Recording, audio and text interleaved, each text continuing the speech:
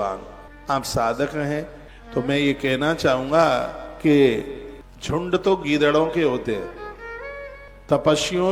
तपस्वी तो एकांत में वास करते हैं। उनको मैं जरूर कहना चाहूंगा जिनके बच्चे दूर रहते हैं, अब वो माताएं या दादा लोग कहते हैं हम तो अकेले हैं, क्या करें, हमारे तो लड़का बच्चा सब हमें छोड़ छाड़ के चले गए हैं। अब तुम उनके लिए रो रहे हो, वो बाहर नहीं जाएंगे तो आज की महंगाई में ये परिवार चलेगा कैसे। आप तो मुस्कुरा करके प्रसन्न होकर के उन्हें विदा कीजिए। धन कमाने के लिए जाना पड़ेगा। जो कथा में आपको निवेदन कर रहा हूं, आप नरसिंह की तरह थोड़ा एकांत का आनंद लो, थोड़ा अकेले में बैठे तो सही।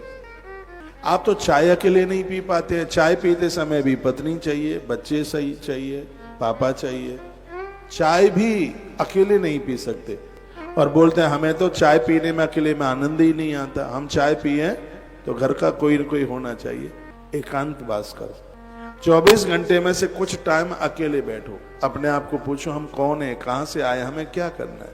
आप घरवाली से लड़ जाते हैं तो मैं हर समय वो पास में ही, देख तुझे टाइम नहीं है, मेरे पास नहीं बैठ सकती। जिंदगी तो हो गई है तुम्हारे पास बैठे बैठे, थोड़ा गोपाल जी के पास भी बैठ लेने दो। उसे कुछ और भी, मैंने घरों में झगड़े देखे हैं और हमसे शिकायत करते हैं महाराज जी क्या आपने ये कथा सुना दी, हमसे तो बात ही नहीं करती। मैंने कहा ये परमात्मा को भी बात करती है तो आपकी तरक्की के लिए करती है।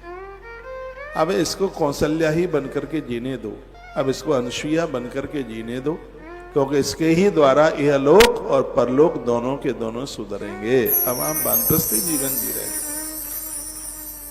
नारसिंहम चतुर्दशम, 14 नंबर के अवतार में ही नरसिंह अवतार क्यों हुआ, आगे पीछे हो जाते हैं। ये 14 तत्व ही तो खतरनाक है। 5 ज्ञानेंद्रिय, माइक छोड़ो पंडित जी, माइक छोड़ो ये मोबाइल।